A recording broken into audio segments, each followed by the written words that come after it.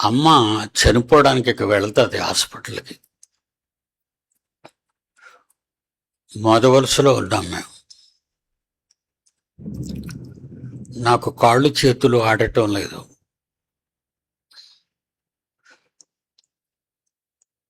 ప్రసన్నబాబుని పిలిచాను, జాన్సన్ పిలిచాను. నాయన అమ్మను అర్జెంటుగా తీసుకెళ్ళండి.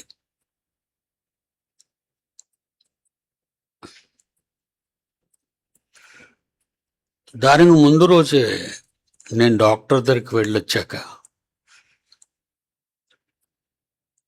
డాక్టర్ రూమ్లో నేను ప్రసన్నబాబు కూర్చున్నాం.